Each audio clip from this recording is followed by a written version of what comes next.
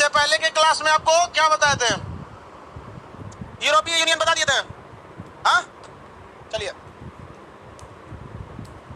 Ireland वगैरह सब समझा दिया था, यूनाइटेड किंगडम भी समझा दिए थे।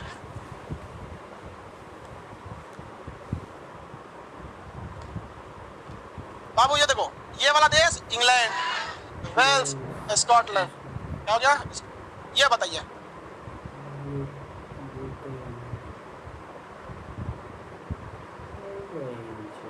क्या ये ब्रिटेन? क्या है ब्रिटेन? किसी को दिक्कत? अगर इसी में हम इसको भी शामिल कर दें, यूनाइटेड किंगडम, यूनाइटेड किंगडम, ध्यान से इधर समझो, यूनाइटेड किंगडम। ये वाला द्वीप, पूरा द्वीप का नाम एमराल्ड द्वीप। एमराल्ड द्वीप पर कितने देश? 2, आयरलैंड और उत्तरी आयरलैंड। बड़ा वाला आयरलैंड, छोटा वाला उत्तरी आयरलैंड। ये देश कौन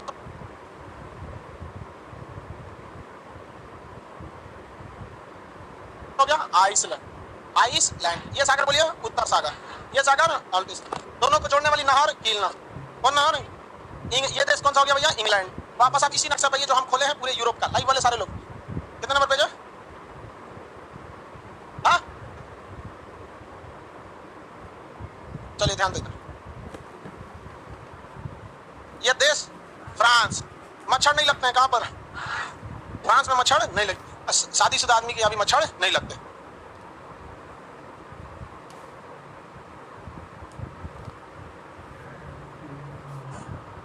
जिसका शादी हो जाता है उसको मच्छर नहीं काटते। मच्छरों को पता है कि परमानेंट खून चूसने वाली आ गई, इसलिए शादीशुदा आदमी को मच्छर नहीं काटते। मच्छर की समझदार है। आगे देखिए, लड़की सबको समझ में आता है? ये देश बोलिए तो, ये कौन है? अरे गधा, ये किसको यूनाइटेड किंगडम दिख रहा है? ये कौन सा है? ब्रिटेन। और ये फ्रांस। ब्रिटेन और फ्रांस को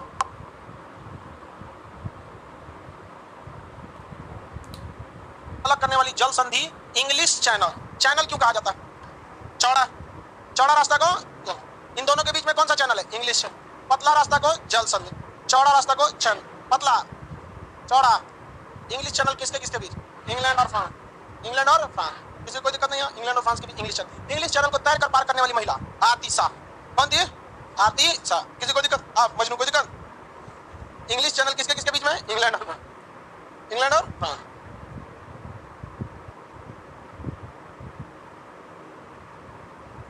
ब्रिटेन फ्रांस के बीच। अब हम लोग इसके बारे में तो पढ़ लिए हैं, ये तो फ्रांस को देखते हैं। क्या देखते हैं? फ्रांस।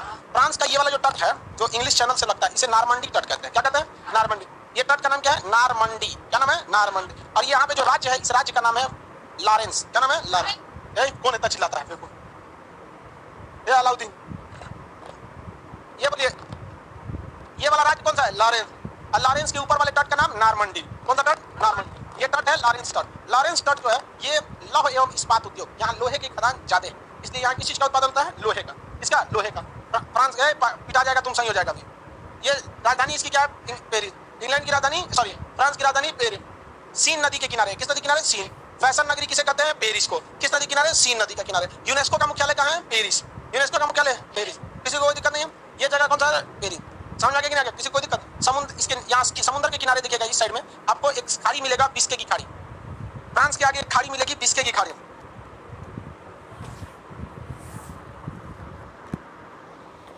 फ्रांस के आगे कौन सी खाड़ी मिलेगी? मिल गया? कौन सी खाड़ी? बिस्के की खाड़ी। बिस्के की खाड़ी। बिस्के की खाड़ी के पास एक शहर मिलेगा, बोर्दो। फ्रांस का शहर बोर्दो। फ्रांस का शहर कौन मिल गया? बोर्दो। कौन सा शहर है? बोर्दो। फ्रांस का शहर बोर्दो शराब के उत्पादन के लिए विश्व में प्रसिद्ध है। यहाँ पर शैंपेन शराब बहुत फेमस है। शैंपेन शराब क्या है? फेमस है। वो सीबीएसई वाला ऐसे पीता है, सब ऐसे डिब्बा में ऐसे उड़ा देता है, ऐसे आधा तो छीट देता है ऐसे, हाँ ऐसे करके ऐसे उड़ा देता है ऐसा। वो सीबीएसई वाला पीता है सब। अब बिहार वाला तो चुपके से कोनो नहीं मिला तो सीधे मार देता है। शराब उत्पादन के लिए फ्रांस का शहर बोर्दो फेमस। शराब की कई कैटेगरी होती है, जिसमें सबसे जहरीली होती है देसी शराब, जिसको बिना किसी साइंटिफिक तैयारी से बना दिया जाता है शराब। कौन सा शराब? देसी शराब। शराब की कई तो कैटेगरी होती है। एक देसी शराब। देसी शराब सबसे ज्यादा नशा करता है। इन देसी में भी जहरीला महुआ का बना देता है गाँव पे, और नहीं तो 20-30 रुपया का जो रिक्शा वाला पी के उल्टल रहता है पाउच। ये देसी सबसे जहरीला होता है, जल्दी मार डालता है, लीवर खराब हो जाता है। क्या होता है? लीवर। इसके बाद एक बियर होता है। क्या होता है? बियर। बियर जो होता है इससे थोड़ा रिफाइंड टाइप का होता है, ये ज्यादा नुकसान करता है, ये कम नुकसान करता है। बियर जो होता है उसके तुलना में अच्छा। कौन बोला रहे? बैल कहीं का बियर अच्छा होता है। बियर इससे थोड़ा सा कम खतरनाक होता है। यहाँ पर बियर में ज्यादा अल्कोहल नहीं रहता है, 8 से 12% के बीच में क्या रहता है अल्कोहल, 8 से 12 के बीच में अल्कोहल रहता है। इसके बाद होता है रम, क्या होता है रम, इसमें अल्कोहल की मात्रा ठीक ठाक रहती है, उसके क्या रहता है ज्यादा। उसके बाद क्या होता है विस्की, कौन सा विस्की, रम और विस्की ये ज्यादा चलता है। रम जो होता है ये हीट उत्पन्न कर देता है शरीर में, शरीर में ना गर्मी क्या होता है उत्पन्न कर। तो ठंडी के दिन में लोग क्या पीते हैं रम, इंग्लिश में गर्मी के दिन में रम नहीं पीते, दोनों में खास अंतर नहीं है। ये गर्मी उत्पन्न नहीं करता है, तो गर्मी के दिन में लोग क्या पीते हैं, तो पियक्कड़ लोग गर्मी के दिन में विस्की और ठंडी के दिन में रम। अब बियर में ठंडी गर्मी नहीं होता, जो पियक्कड़ होता है सब ना, एक चीज हम देखें शराबी सब शराब को बड़ा वैल्यू देता है। हम किसी भी हाई लेवल की मीटिंग पे गए, बहुत हाई लेवल की मीटिंग में जाए, वहां सबसे पहले जो एकदम खूब बन ठन के आएगा सर सर हम करना उसे हमारा ना चाहिए, तो क्या बात करते सर, ये को तो हद हो गया। गए थे तो कहा कि नहीं पीते, कि नहीं क्या फायदा आपको जी के इसको देखो इसका दूसरे दुनिया है, कह रहा है जी के क्या फायदा हम कह रहे हैं तुझे पीता है तो कोची मार का तीर मार लिया है, तो एक से एक पिलाता है सब, वहाँ पे ऑफर करता है सब, और उसमें इतना डिब्बा में दे रखेगा कि भाई हटा। लेकिन एक चीज हम देखे हैं कि ज्यादा वीवीआईपी लोग में ये लोग ज्यादातर लोग पीते हैं, हाँ हम बकलोल बन जाते हैं उन लोग के बीच में। हम ना कोल्ड ड्रिंक पीते हैं ना ही ठंडा पानी पीते हैं, कोल्ड ड्रिंक पियेंगे तो गला बच जाएगा, ठंडा पानी पियेंगे गला बच जाएगा, क्योंकि दिन भर बोलते बोलते ये गला एकदम गर्म हो गया रहता है, पी नहीं सकते। अब सोचा सब हमारे चक्कर में सब भी अच्छा से नहीं पी पाता है सब, तो इधर उधर जाके ढका के पिएगा सब एकदम। तो ज्यादातर लोग विस्की और रम को पसंद करते हैं, और जो रम और विस्की पसंद करता है उसको बियर दीजिएगा तो कहेगा दूरी कौन सी दे रहा है और उन सब का कैटेगरी दूसरा ही है पी के उलट जाते हैं। और जितना पिएगा सब नहीं सब में अलग कॉन्फिडेंस आ जाता है, समझा गया। तो ज्यादातर अब हर शराब में जो भी शराब की कंपनी आएगी उसका रम भी आएगा, उसकी विस्की भी आती है। दुनिया में सबसे फेमस शराब है शैंपेन, कौन सा शैंपेन। ये शैंपेन कहाँ बनता है बोर्दो में, फ्रांस के शहर बोर्दो में। कहाँ बनेगा फ्रांस के शहर बोर्दो। अब शैंपेन आएगा तो शैंपेन जब खरीदेंगे तो पूछेगा कि क्या चाहिए, इसका रम चाहिए या इसका विस्की चाहिए, क्या चाहिए रम या विस्की। अच्छा हमारा ना पता कौन होता, कौन अच्छा नहीं होता। आगे बढ़े, देखो ये सब चीजें गलत है। इस जीवन में आपको आपके दोस्त बहुत हद तक बर्बाद कर देंगे। आज के डेट में भी हमारे जान पहचान में बहुत से लोग पीते भी हैं और कहते हैं क्या यार तो तुम कमा रहे हो तो थोड़ा पिलाओ ना। हम कहें कि भाई हम ये सब नहीं पिला सकते, स्टैंडर्ड का अपना सवाल है। तो कई को इमोशनल ब्लैकमेल करते हैं, यही बात है, हम कहें एकदम यही बात है। तुम्हारे जैसे लोगों के रूठने और गुस्सा होने से रत्ती पर फर्क नहीं पड़ता हमको। यहाँ तुम रूठ जाओ तो बेहतर होगा मेरे लिए। लाइफ में कभी कभी हार्ड डिसीजन लीजिएगा। ऐसे लोगों का क्या कीजिएगा जो आपको पहले आपके पैसे से पिएगा, फिर ऐसे जगह पे ले जाएगा जहाँ लोग पीते हैं, फिर धीरे धीरे आपको ऑफर करेगा, धीरे धीरे आपको दलदल में ले जाएगा। लात मारो ऐसे लोगों को, क्योंकि दुनिया कामयाबी देखती है आपकी। यहाँ पे हमारा कई कई को 1740 का हमारा रिश्तेदार आ रहा है सब, उतना पुराट आपके परदादा आगरा में पढ़ाते थे, हम उन्हीं के रिश्तेदार हैं। ऐसे ऐसे हो गया, वो लोग आगरा से यहाँ चले आए, हम यहाँ चले, मतलब हम भाई साहब हमें पता नहीं है कि हमारे परदादा आगरा पढ़ाते थे।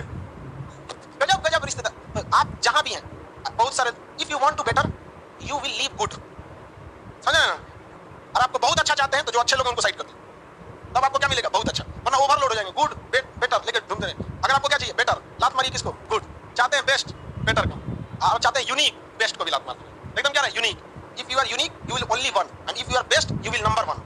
तो नंबर वन नहीं ओनली वन बनिए। ये सब जितना चीजें हम पढ़ाने को बढ़िया आपको शराब पढ़ा रहे हैं, लेकिन लात मार दीजिए ऐसे चीजों को, ये सब चीजें गलत होती है। आगे बढ़े, ये जगह कौन सा हो गया बोर्दो, कौन जगह बोर्दो। बोर्दो के पीछे देखेंगे टुलूज, बोर्दो के पीछे टुलूज मिल गया। बोर्दो के पीछे कौन सा है टुलूज मिल गया, वो कौन जगह है टुलूज, नहीं मिला ये टुलूज। लाइव वाले लोग सारे लोग ढूंढिए।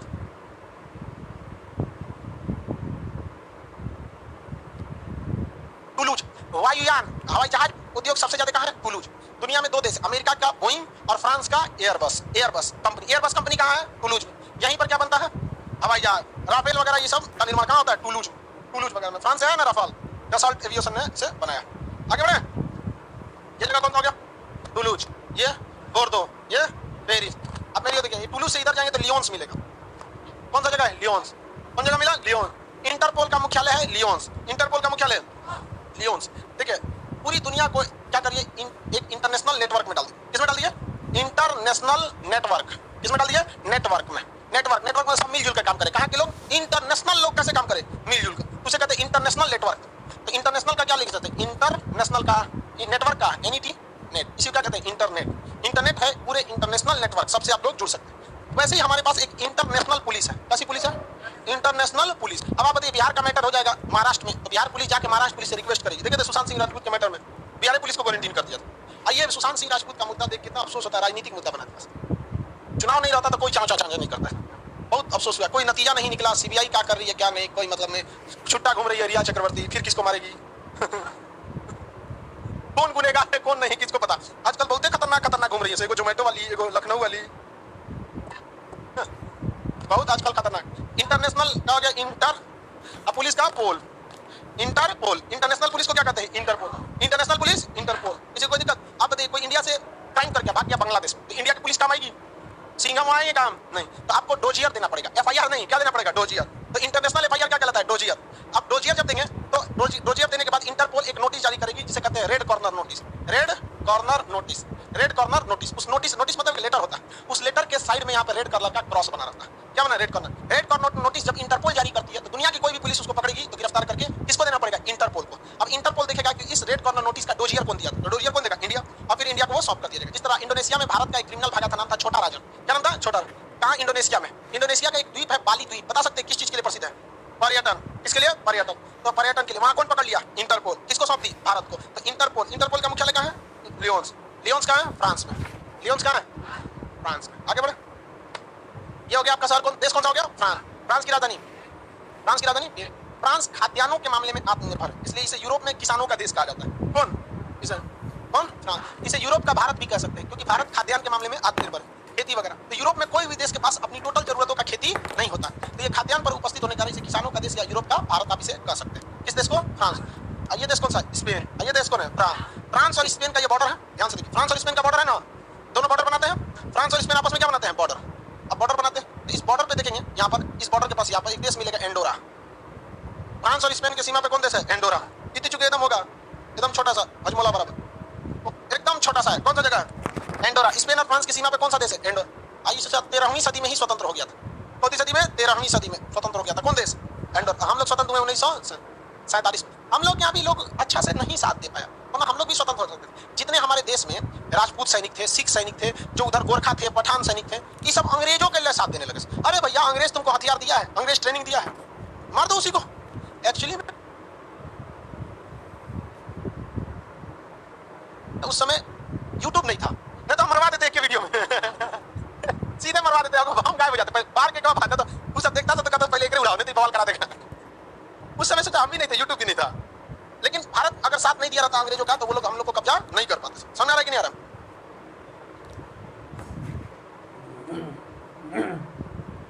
ये देश छोटा सा कौन सा है? एंडोरा। कौन देश है? एंडोरा। अब यहाँ देखेंगे ध्यान से, फ्रांस। फ्रांस की सीमा क्या इटली से लगती है? इटली से लगती है क्या? फ्रांस की सीमा ये देश है इटली। देखिए, राहुल गांधी का ननिहाल, यहीं से हम लोगों ने किसका आयात किया? सोनिया गांधी का। और पाकिस्तान में किसका निर्यात किया? सानिया मिर्जा का। हमारे यहाँ आयात निर्यात चालू है, हो जाएगा। सानिया मिर्जा का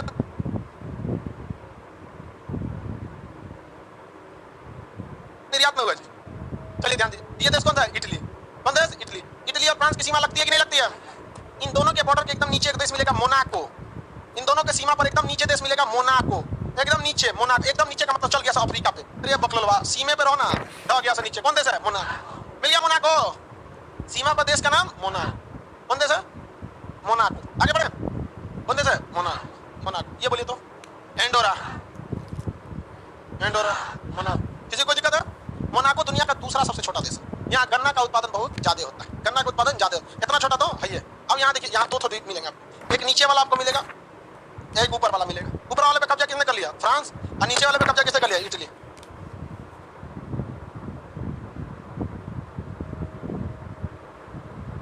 नीचे में इटली और ऊपर वाले पे फ्रांस। मिल गया। कौन द्वीप है? एल्बा लिखा वहां, कोर्सिका और एल्बा मिला। कोर्सिका द्वीप और एल्बा नहीं लिखा है? कोर्सिका लिखा होगा, एल्बा लिखा है कि नहीं? दोनों लिखा होगा, एल्बा और कोर्सिका। मेरी ओर ध्यान से देखिए, सर्डिनिया लिखा है। यहाँ देखो, मेरी ओर ध्यान से देखिए लोग, उसके बाद अपना नफासा दिखाइएगा। ये वाला बड़ा वाला द्वीप है सर्डिनिया। सर्डिनिया पे बिना किसी डाउट के वो किसका हो गया? इटली का। किसका हो गया? इटली। अब ये ऊपर वाला द्वीप है कोर्सिका। अब कोर्सिका के ऊपर एक और, कोर्सिका से इधर एक और होगा एल्बा। कोर्सिका और एल्बा द्वीप पर किसका अधिकार? फ्रांस। कोर्सिका और एल्बा द्वीप पर फ्रांस। कोर्सिका और एल्बा, कोर्सिका और एल्बा। और सर्डिनिया पर इटली पर। किसका? इटली। इटली का। ये देश बोलिए तो एंडोरा। कौन देश? अब मेरी ओर ध्यान दीजिए, यहाँ पर आपको एक प्रायद्वीप मिलेगा। देखिए, क्या ये आप इसे प्रायद्वीप कह सकते हैं? प्रायद्वीप है।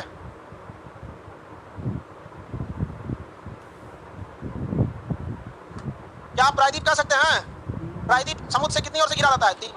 प्रायद्वीप समुद्र से कितनी ओर से घिरा होती है? क्या ये 3 ओर से घिरा है? 1 2 3। पहले इस जगह का नाम था आइबेरिया। क्या नाम था? आइबेरिया। आइबेरिया पर 2 देश का विभाजन हो गया। एक हो गया पुर्तगाल और दूसरा हो गया स्पेन। एक हो गया पुर्तगाल, दूसरा हो गया स्पेन। पुर्तगाल और स्पेन। भारत पर सबसे पहले पुर्तगाली नाविक वास्को डी गामा समुद्र के रास्ते से पहुंचा था। उसने भारत की खोज नहीं किया था, समुद्री रास्ते से भारत की खोज किया था, क्योंकि उनको स्थलीय मार्ग से अरब वाले तालिबान वाले आने नहीं देते, मार के काट कूट के रद्द कर देता। अफगान वाले उस समय काट कूट अपने भी काटने कूटने में माहिर है, अपने में गोली चला लिया, गनी बरादर को मार दिया गोली। और उसका इलाज कहाँ चल रहा है? पाकिस्तान के। अब हम लोग क्या all India institute of medical science है, एम्स, वहाँ ऑल इंडिया वहाँ ऑल पाकिस्तान इंस्टीट्यूट ऑफ आतंकवादी साइंस है। जितने आतंकवादी घायल होंगे कहाँ जाएंगे? पाकिस्तान में। सब सच एकदम। ये देश कौन है? पुर्तगाल। पुर्तगाल की राजधानी है लिस्बन। पुर्तगाल की राजधानी है लिस्बन है। पुर्तगाल के रहने वाले एंटोनियो गुटेरस यूएनओ के क्या है? महासचिव।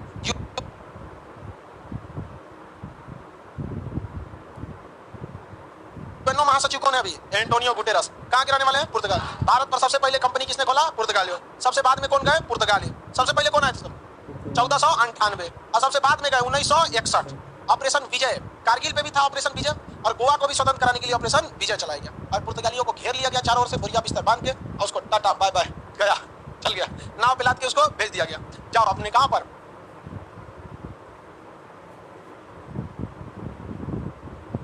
पुर्तगाल। ये सब दुनिया में मार धार किया है बहुत ज्यादा। पुर्तगाल। पुर्तगाल के नीचे वाला ये बगल वाला देश स्पेन। स्पेन की राजधानी मैड्रिड। स्पेन की राजधानी मैड्रिड।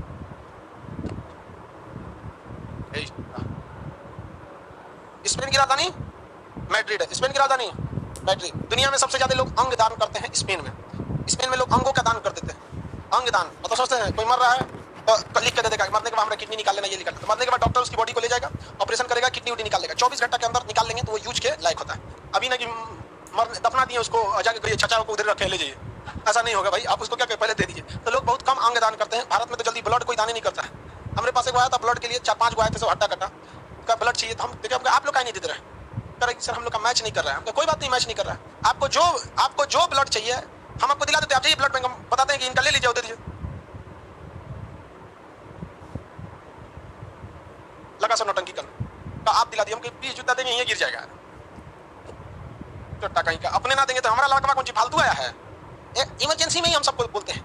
बहुत मान के चलिए किसी का नहीं मिल रहा है, कोई गांव से आया है, सारे रिश्तेदार दे दिए हैं, अब नहीं तब वहां पर एक से एक रहता है नौटंकी वाला। हाँ वाला एक लड़का तो तैयार हो गया था इसमें देने के लिए, एक सीरियस जरूरत।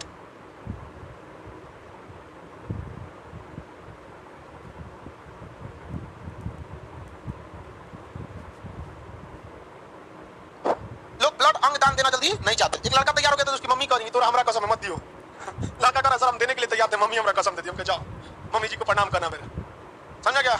उनको प्रणाम कहो और भगवान न करे उन्हें ब्लड की कभी जरूरत पड़े, वरना जब उनको ब्लड की जरूरत पड़े कोई कह दे कि हमारा कसम मत दियो, तब छटपटाने लगेगा। ब्लड देने से कौन सी हो जाता है? कुछ नहीं।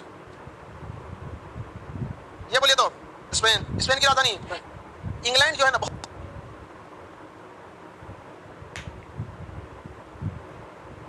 बड़ा खचरा देश है। कैसा देश है ये? स्पेन जो है, स्पेन की लोकेशन बहुत बेहतरीन जगह पर है, क्योंकि स्पेन के नीचे समुद्र एकदम पतला हो जाता है। ध्यान से देखेंगे समुद्र में क्या हो जाता है, एकदम पतला समुद्र का रास्ता हो जाता है। बताइए इसका नाम जल संधि होगा या चैनल होगा? हाँ जल संधि, जिब्राल्टर जल संधि। कौन सी जल संधि? लिखा है जिब्राल्टर जल। इंग्लैंड आके यही नीचे कब्जा कर लिया, फ्रांस के यहाँ कब्जा कर लिया नीचे। कहाँ पर? जिब्राल्टर। तो जिब्राल्टर को लेकर किन दो देशों में विवाद है? स्पेन और ब्रिटेन। स्पेन और ब्रिटेन। स्पेन और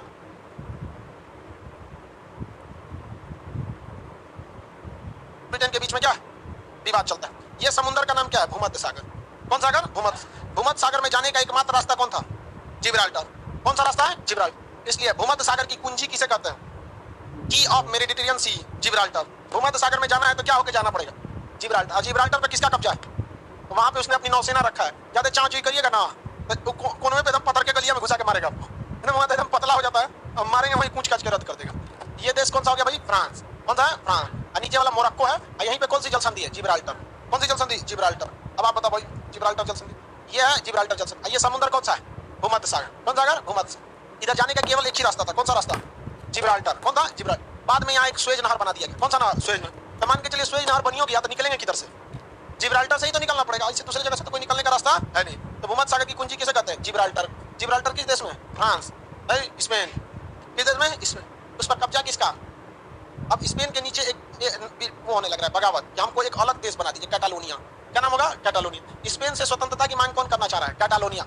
स्पेन जैसे कश्मीर वाले कैसे पगलाए रहते हैं, हाँ कश्मीर वाले पगलाए रहते हैं। अभी वो कश्मीर के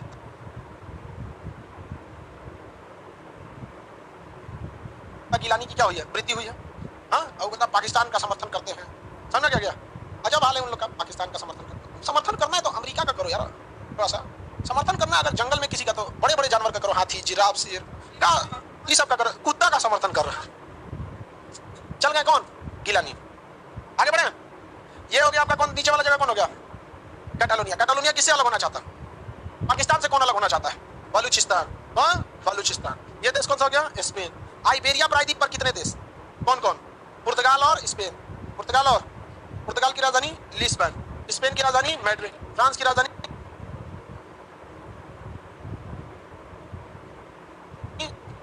पेरिस, बेल्जियम की राजधानी ब्रसेल्स, नीदरलैंड की राजधानी एम्स्टर्डम, नीदरलैंड की राजधानी एम्स्टर्डम। ये देश कौन सा है? फ्रांस। कौन सा देश है? अब देखिए ये वाला देश कौन सा हो गया? इटली। कौन सा देश है भाई? इटली है। कौन सा देश? इटली। इटली का एक बहुत ही क्रूर शासक था, नाम बता सकते हैं? Tomato Mussolini. एक दोस्त था जर्मनी में, क्या नाम था? हिटलर। क्या नाम था? हिटलर। हिटलर जितना विद्वान था, मुसोलिनी उतना बैल था। हिटलर जितना दूरदर्शी था, मुसोलिनी उतने गधा था। मतलब दोनों में 360 डिग्री का अंतर था। हाँ? ये बहुत ही ज्यादा क्रूर था। हिटलर ने अपनी पार्टी बनाई नाजी पार्टी। कौन सी पार्टी? Nazi party. और वो अपने विरोधियों का बहुत तेजी से दमन करता था। क्या करता था? दमन करता था। तो अगर दुनिया की कोई भी सरकार उसके खिलाफ अगर आवाज उठाते हैं और आप को जेल में डाल देती है तो उसे कहते हैं हिटलर साई। क्या कहते हैं?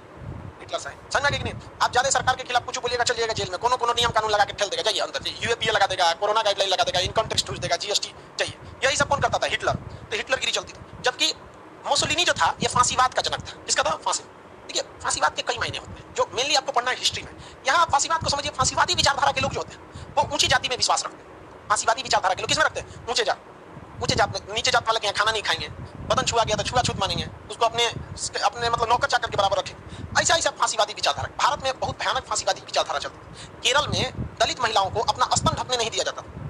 उनको कहता है तुमको स्तन खोल के चलना है, और अगर स्तन ढकना है तो पैसा लाओ, टैक्स लाओ। मूला कर्म नाम का टैक्स लिया जाता था केरल में। इतना खराब हमारे यहाँ भी क्या था? जातिवाद, फांसीवादी व्यवस्था इस तरह से थी। तो ये इटली, ये जो टोमेटो मुसोलिनी था, ये फांसीवाद को बहुत ज्यादा बढ़ावा दिया। अब महाबैल था, इसने कहा विश्व शांति कायरों का सपना है।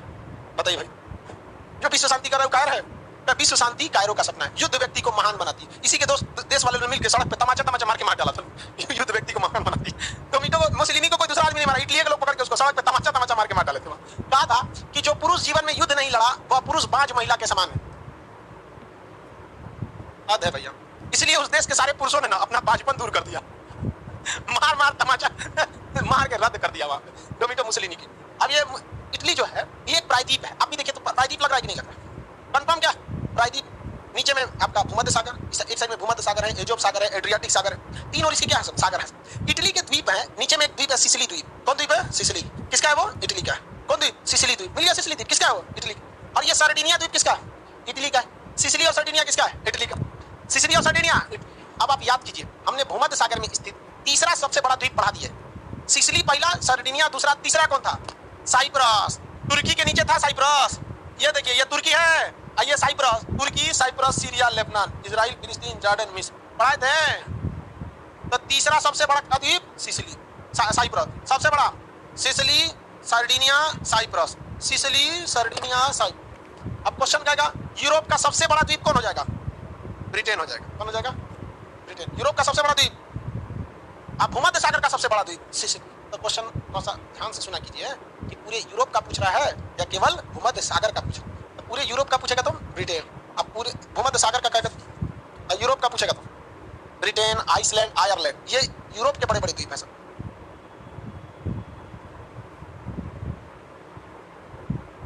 और इसमें कौन बड़े बड़े द्वीप है सब? सिसिली, सार्डिनिया और साइप्रस। सिसिली, सार्डिनिया और किसी को कोई दिक्कत?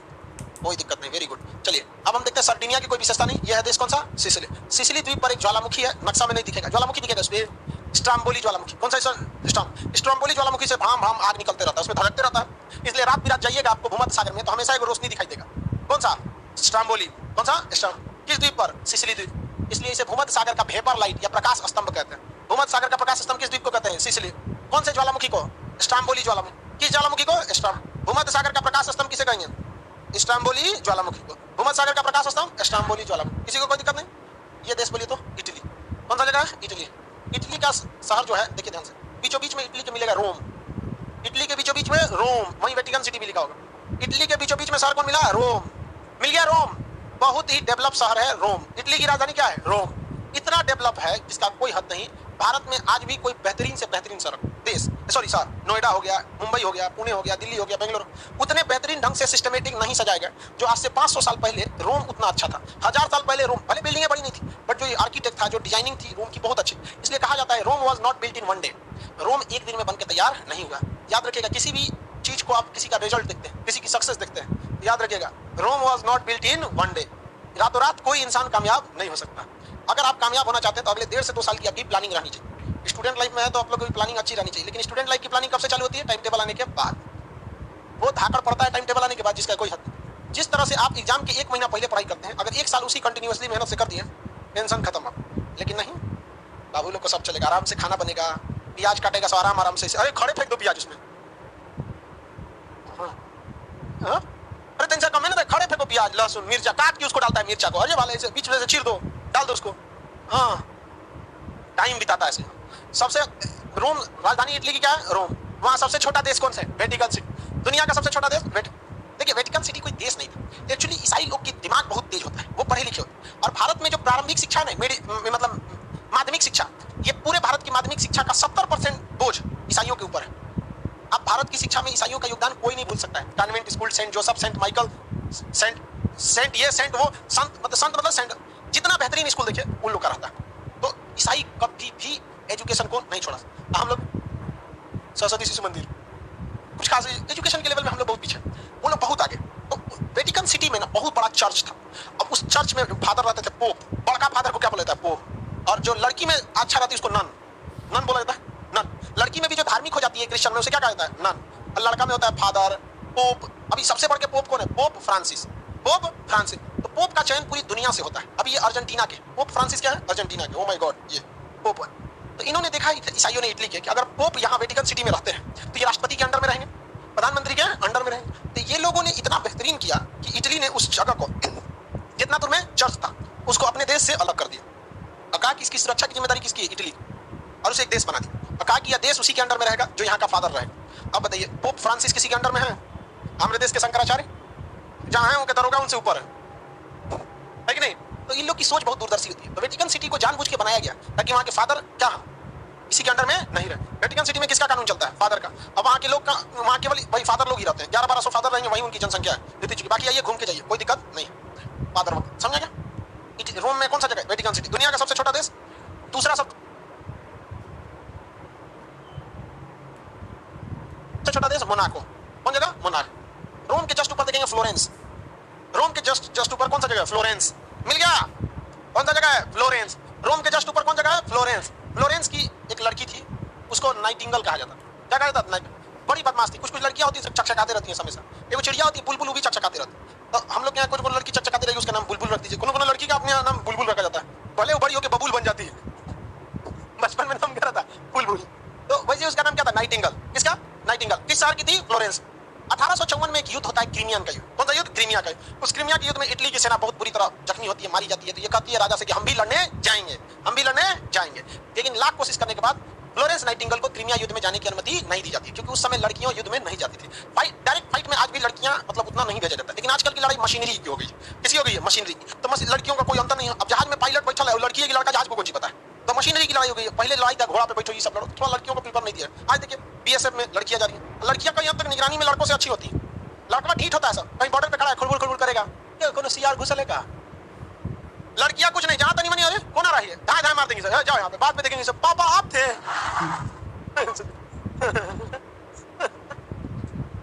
तो बहुत खतरनाक होती है लड़की। लड़की सब सोच रही थी हमारा तारीफ करेंगे सर।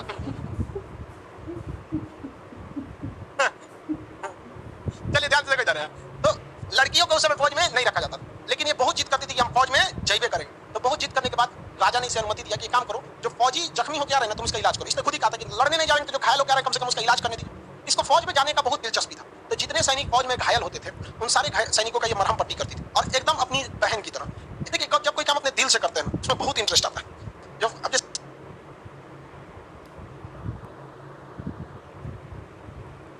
हमको फौज में जाने का बहुत दिलचस्प, अगर हम कोई वीडियो बनाए जो फौज से रिलेटेड है, जैसे आईएनएस विक्रांत हो गया, बम हो गया, ग्रेनेड हो गया, हेलीकॉप्टर, उसमें इतना खोद के चीज बता देते हैं अंदर का, ये ऐसे वो ऐसे यहाँ पर, तो वो दिखाता है जब आप किसी चीज को दिल से पसंद करेंगे ना ऑटोमेटिक उसमें इंटरेस्ट आने लगता है। तो ये फौजी बनना चाहती थी, हर फौजी का एकदम बहन की तरह उसका ख्याल रखती थी, और रात में बहुत कम सोती थी तो लालटेन लेके सोती थी। जब ये कोनो फौजी को गोली लगा है, कुछ हुआ है, दर्द से चिल्लाता था, तुरंत लालटेन उठाती थी, उसके देखरेख में चली जाती थी। इसके लिए कोई ड्यूटी मैंने नहीं रखा था 8 घंटा की 10 घंटा, तो इसको लेडी विद द लैंप कहा जाता था, हमेशा लैंप लेके रखी रहती है। तो लेडी विद द लैंप किसे कहा जाता है? और जितने फौजी थे वो उसको क्या कहते थे? बहन। फौजी उन्हें क्या कहते थे? बहन। बहन को अंग्रेजी में क्या कहा जाता है? सिस्टर। क्या कहा जाता है? सिस्टर। तब से ये परंपरा चल गई कि नर्स को लोग क्या कहने लगे? सिस्टर। क्या कहने लगे? सिस्टर। और नर्स में सिस्टर ठीक रहती है, आजकल तो आदमियों भर्ती हो गया नर्स।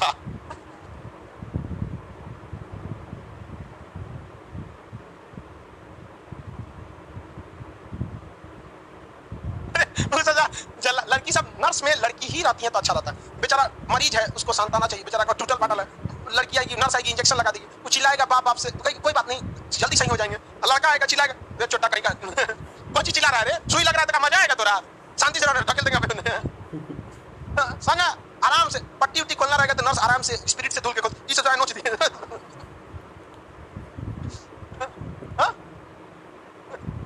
नर्स नर्सा ठीक नहीं है, नर्स में कौन ठीक है? नर्स ठीक है, लड़कियां ठीक है। आप लोग बहुत से लड़की बैच में से भी नर्स में गई है,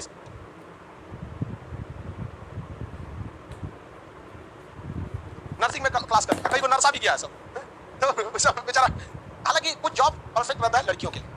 और फ्लोरेंस नाइटिंगेल कहाँ की रहने वाली थी? इटली। इन्हें 2 ही क्वेश्चन पूछेगा, लेडी विद द लैम्प किसे कहा जाता है?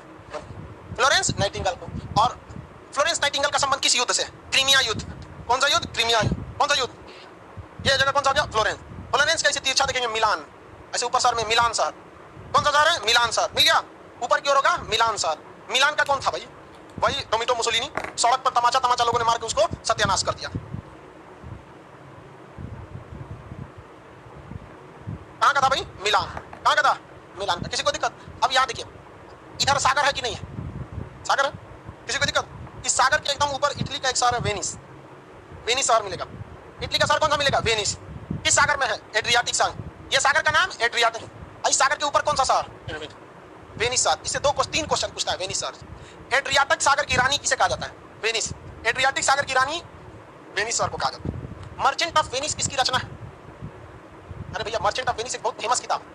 उसमें एंटोनियो रहता है हीरो, उसकी पत्नी रहती है बेसिलियो, बेसिलियो शायद रहती है, और विलेन रहता है साइलॉक। समझा गया? नहीं सुने हैं? एग्जाम में क्वेश्चन को कौन लिखा है? विलियम शेक्सपियर लिखे हैं। पता है तो कॉन्फिडेंस से बोलिए आप लोग। विलियम शेक्सपियर ने कौन सी किताब लिखी है? Merchant of Venice. यहाँ का इसी पे कहानी। 3 क्वेश्चन। दूसरा, कांच उद्योग में पूरी दुनिया में फेमस है वेनिस शहर। कांच उद्योग हमारे यहाँ फिरोजाबाद है उत्तर प्रदेश, और दक्षिण में धारवाड़ है, और दुनिया में देखेंगे तो वेनिस। मर्चेंट ऑफ वेनिस किसकी रचना है? William Shakespeare. शेक्सपियर की रचना है। समझा गया? एड्रियाटिक की रानी Venice. Venice. Merchant of Venice किसकी पुस्तक है?